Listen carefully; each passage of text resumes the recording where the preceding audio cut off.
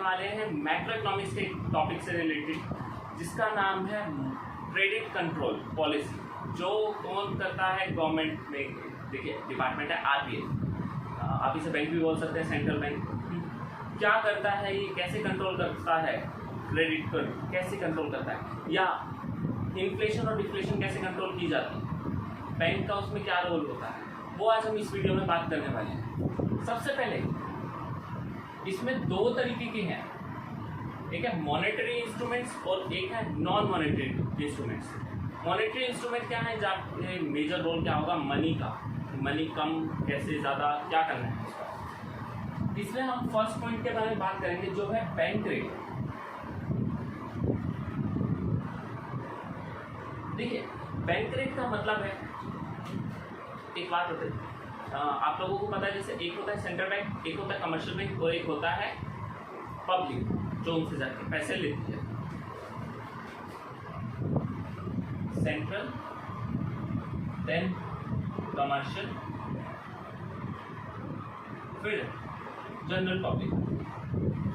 Central bank से direct public जाके loan या कुछ नहीं लेती, कमर्शियल बैंक लेगा। सेंट्रल बैंक जो कमर्शियल बैंक को लोन दे रहा है, अगर वो उसका रेट बढ़ा दे, अगर वो उसका रेट बढ़ा दे, मीन्स वो कह रहा है 1 लाख रुपए लो, पहले मैं आपको दे रहा था 6% पे, अब 6% नहीं, मैं आपको 10% पे दूंगा। पहले कितना ब्याज देना पड़ा था इनको, 6%, अब कितना देना पड़ेगा, 10%। ये अल्टीमेटली पब्लिक के ऊपर बर्डन आएगा कि पब्लिक से ब्याज ज़्यादा जाएगा, क्योंकि अगर कमर्शियल बैंक सेंट्रल बैंक को ज़्यादा ब्याज देगा पैसों पे, तो कमर्शियल बैंक पब्लिक से भी ज़्यादा चार्ज करेगा। तो अगर आपको कोई लोन दे रहा है, पहले 6% में आपको लोन मिल रहा था, अब 10% में आपको लोन मिल रहा है, तो आप क्या करोगे, लोन नहीं लोगे। तो देखिए अब लोन ना लेने की वजह से क्या हुआ, एक तो क्रेडिट उसने कंट्रोल कर दिया, उधार मार्केट में कंट्रोल करी। दूसरा एक बात होती है, इन्फ्लेशन से आप क्या समझते हैं, पहले मैं इन्फ्लेशन और डिफ्लेशन आपको बता देता हूँ।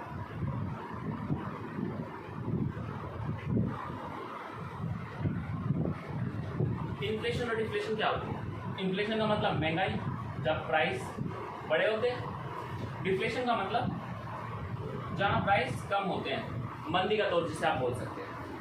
तो प्राइस अगर बड़े हुए हैं उसे इन्फ्लेशन बोलते हैं। सिंपल सी बात है, प्राइस क्यों बढ़ता है, एक बात बताइए, डिमांड बढ़ती है तो प्राइस बढ़ता है, ये तो पॉजिटिव रिलेशन हो गया। याद है हमने पढ़ा था, मैंने डिमांड के बारे में वीडियो डाल रखी है, उसमें मैंने बोला प्राइस और डिमांड में इन्वर्स रिलेशन होगा, तो मैंने यहाँ पे कर दिया पॉजिटिव। देखिए दोबारा बोलता हूँ, प्राइस और डिमांड में इन्वर्स रिलेशनशिप होगी। यहाँ पे क्या है, डिमांड और प्राइस में, अगर डिमांड बढ़ेगी तो प्राइस बढ़ेगी, ठीक है। तो इन्फ्लेशन क्यों होती है, डिमांड की वजह से। अभी जब डिमांड ज़्यादा होती है तभी प्राइस बढ़ते हैं, और जब प्राइस बढ़ते हैं वो इन्फ्लेशन हो जाती है। सिंपल सी बात है, आपको किसको कंट्रोल करना है, डिमांड को। और मैंने आपको बताया था डिमांड कब क्रिएट होती है, डिमांड क्रिएट होती है जब आप लोगों के पास पैसा है और आप उस चीज़ को खरीदना चाहते हो। अगर पैसा ही नहीं होगा तो आप खरीदने जाओ, हमें कोई मतलब नहीं, डिमांड ही नहीं बढ़ेगी। तो अगर पैसा ही नहीं होगा तो डिमांड कम हो जाएगी। तो यहाँ पे क्या करूँगा, अगर बैंक ने रेट बढ़ा दिया लोन पे जो रेट बढ़ाया है उसकी वजह से फ़र्क क्या आएगा, लोन पे रेट बढ़ाने की वजह से ना पब्लिक पैसा लेगी नहीं, पब्लिक लोन कम लेगी, लोन कम लेगी तो पब्लिक के पास पैसा कम होगा, तो पैसा कम होगा तो डिमांड कम होगी, और डिमांड कम होगी, डिमांड कम हो जाएगी, प्राइस कम हो जाएंगे, प्राइस कम हो जाएंगे तो इन्फ्लेशन कंट्रोल हो जाएगी।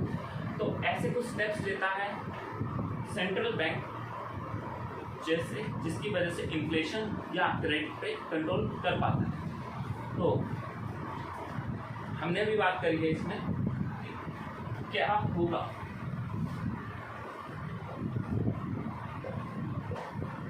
अगर डिमांड कम हो गई तो अपने आप ही प्राइस कम हो जाएगी, और प्राइस कम हो गए तो इन्फ्लेशन जो है वो कंट्रोल में आ जाएगी। तो बैंक ने क्या करा, रेट बढ़ा दिया लोन का रेट बढ़ा दिया, तो आप लोग लोन लेने जाओगे नहीं, आप लोग लोन नहीं लोगे, आपके पास पैसा नहीं आएगा, आपके पास पैसा कम होगा, आप डिमांड कम करोगे, और डिमांड कम करोगे तो प्राइस अपने आप गिर जाएंगे और इन्फ्लेशन कंट्रोल हो जाएगी। तो इन्फ्लेशन के केस में बैंक रेट बढ़ जाता है और डिफ्लेशन के केस में बैंक रेट कम हो जाता है। तो इसी के साथ साथ आता है रेपो रेट, ये भी सेम है। फर्क क्या है, बैंक रेट में जो आप उधार दे रहे हो वो छोटे टाइम के लिए, शॉर्ट टर्म के लिए, रेपो रेट में लॉन्ग टर्म के लिए, लंबे टाइम के लिए उधार लेना है। देखिए अगर आप लोन लेने गए 10 लाख का एक लंबे टाइम के लिए, 10 साल सपोज करते हैं, तो अगर ब्याज रेट बढ़ जाएगा तो आप लोन ज़्यादा लेना चाहोगे कम, और कम लोन लोगे तो आपके पास पैसे कम आएंगे, और पैसे कम आएंगे तो आप डिमांड भी कम करोगे, और डिमांड कम होगी तो प्राइस भी कम हो जाएंगे। इसकी वजह से क्या हो जाएगा, डिमांड कम होगी, प्राइस कम होने की वजह से इन्फ्लेशन कंट्रोल। तो दोनों ही केस में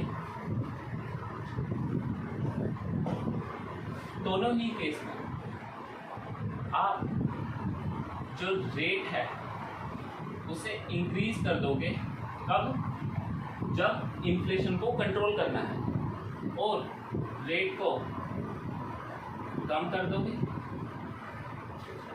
क्या हो जाएगा, बढ़ाने की वजह से तो इन्फ्लेशन करेक्ट हो जाएगी, और अगर रेट कम कर दिया तो डिफ्लेशन कैसे करेक्ट होगी, रेट कम कर देंगे तो आप लोन लोगे तो आपके पास पैसा आएगा तो आप डिमांड करोगे, और डिमांड करोगे तो प्राइस बढ़ जाएगा। डिफ्लेशन का मतलब होता है मंदी का दौर, जब प्राइस कम होता है उसको बढ़ाने के लिए आपने क्या कर दिया, रेट कम कर दिया। रेट कम करने की वजह से पब्लिक के पास पैसा आ गया, पब्लिक ने पैसा का यूज़ करा और डिमांड बढ़ाई तो प्राइस अपने आप इंक्रीज हो गया। एक आता है रिवर्स रेपो रेट।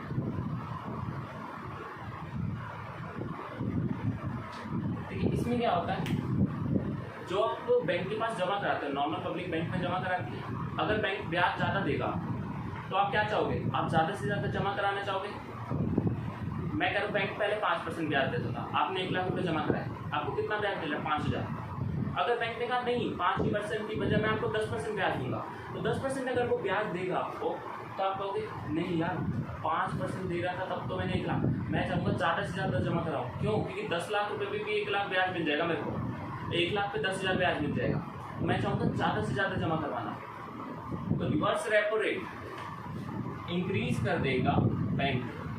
कब इंक्रीज करेगा, जब पब्लिक के पास पैसा ज़्यादा होगा। कब होता है, अगर पब्लिक के पास पैसा ज़्यादा है तो वो डिमांड ज़्यादा कर रहे होंगे, इसलिए उनसे पैसा ले लिया।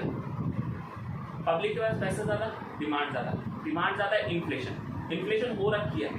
आपको इन्फ्लेशन कंट्रोल करने के लिए क्या करना है, पब्लिक से पैसा लेना है। पब्लिक से पैसा लेने के लिए क्या किया, जो आप बैंक में पैसा जमा करवाते हो ना उसका रेट बढ़ा दिया। अब आपको ब्याज ज़्यादा मिलेगा तो पब्लिक क्या चाहेगी, बैंक में जमा कराना, और जिस दिन पब्लिक ने बैंक में जमा करा दिया उनके पास पैसे कम हो गए, वो डिमांड कम कर देंगे, कर देंगे तो प्राइस भी कम हो जाएगा और इन्फ्लेशन करेक्ट हो जाएगी। तो होपफुली ये आपको समझ आया। इसके बाद आता है CRR, कैश रिजर्व रेशियो। देखिए जब भी आप बैंक के पास पैसा जमा कराते हो ना, तो बैंक वो सारे, देखो यूज़ तो वो बैंक पैसा करता ही है, सारा पैसा यूज़ नहीं कर सकता, कुछ पैसा उसे रिटेन करना है। मान लो आपने 10 लाख रुपये जमा करा, बैंक का है पॉलिसी, सेंट्रल बैंक ने बोल रखा है कि आपको 10% CRR में डालना है। CRR में डालोगे 10%, मतलब 10 लाख का 10% आप यूज़ नहीं कर सकते। कितना हो गया, 1 लाख। आगे पब्लिक को कितना दे सकते हो आप, 9 लाख रुपये। तो अगर मैं CRR बढ़ा दूँ, 10% से 20% कर दूँ, तो क्या होगा, 10% से 20% करने की वजह से फ़र्क ये आएगा, जो पब्लिक है उसके पास पैसा कम पहुँचेगा। पहले बैंक को 1 लाख रुपये रखना होता था, 9 लाख देने पड़ते, अब बैंक को 2 लाख रख के सिर्फ 8 लाख देने पड़ेंगे।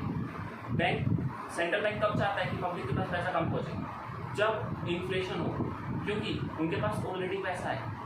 सेंट्रल बैंक नहीं चाहता इन्फ्लेशन बढ़ जाए, क्योंकि अगर उनके पास पैसा पहुँच गया तो वो डिमांड बढ़ाएंगे, फिर प्राइस बढ़ जाएगा। तो इन्फ्लेशन के केस में CRR क्या कर देगा, वो इंक्रीज कर देगा, जिससे इन्फ्लेशन करेक्ट हो जाएगा।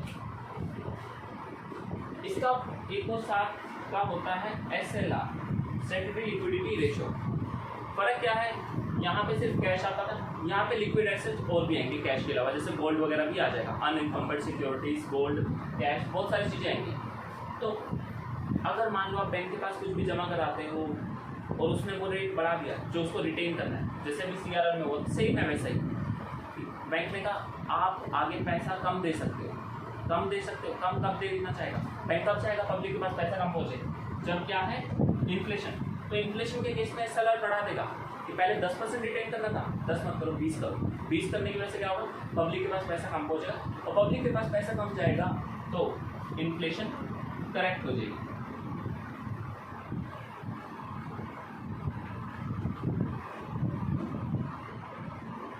एक आता है ओपन मार्केट ऑपरेशन। ये आपके 5 पॉइंट हो गए।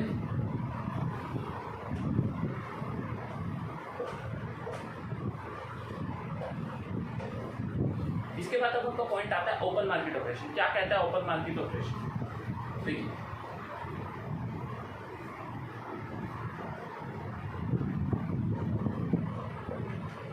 ये सेंट्रल बैंक है, ये कमर्शियल बैंक है।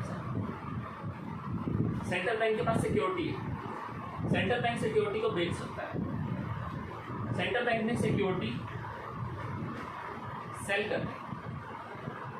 जब सेल करेगा क्या हो जाएगा, पैसा ले लेगा कमर्शियल बैंक से। कमर्शियल बैंक ये है जो लोगों को पैसा देता है। अगर ये अपनी सिक्योरिटीज बेच देगा, कुछ भी सिक्योरिटी उसके पास रखी है वो बेच दी कमर्शियल बैंक को, सिक्योरिटी बेचने की वजह से जो सिक्योरिटीज का पैसा होगा वो कमर्शियल बैंक इसे पे कर देगा। अब पे कर दिया, इसके पास पैसे कम हो गए, कैश डाउन हो जाएगा इसका। अब कैश कम हो गया इसके पास, तो याद है पब्लिक को भी कैश कम दे पाएगा। और कब चाहता है कमर्शियल बैंक या सेंट्रल बैंक पब्लिक के पास पैसा कम पहुंचे? इन्फ्लेशन के केस में, इससे इन्फ्लेशन करेक्ट हो जाएगी। और सिंपल है, देखिए अपने इसमें सिक्योरिटी बेची तो पैसा ले लिया, इसके पास पैसा कम हो गया, तो ये आगे पब्लिक को पैसा नहीं दे पाएगा। पब्लिक के पास पैसा नहीं होगा, पब्लिक डिमांड नहीं करेगी, तो डिमांड नहीं करेगी तो इन्फ्लेशन अपने आप ही करेक्ट हो जाएगी। तो इन्फ्लेशन के केस में या डिफ्लेशन के केस में क्या करता है सेंट्रल बैंक या कमर्शियल बैंक? और आप खुद देख रहे हो, इससे क्रेडिट भी कंट्रोल हो रहा है। क्रेडिट कंट्रोल पॉलिसीज जो थी, मैंने आपको बोला कि उधार भी कम जा रहा है इसकी वजह से। कैसे कैसे उसने पॉलिसी का यूज़ करा वो सारी वीडियो में बात मैं कर रहा हूँ। तो ये कुछ 5 पॉइंट थे मॉनेटरी। मैं क्वांटिटेटिव भी बोल सकता हूँ, मॉनेटरी पॉलिसी में था ये पहला क्वांटिटेटिव इंस्ट्रूमेंट्स। अब बात आती है क्वालिटेटिव। जो अभी हमने 5 पॉइंट पढ़े थे वो थे क्वांटिटेटिव। अब बात कर रहा हूँ क्वालिटेटिव इंस्ट्रूमेंट्स। 6 पॉइंट हो गए हैं, सॉरी, क्वालिटेटिव इंस्ट्रूमेंट।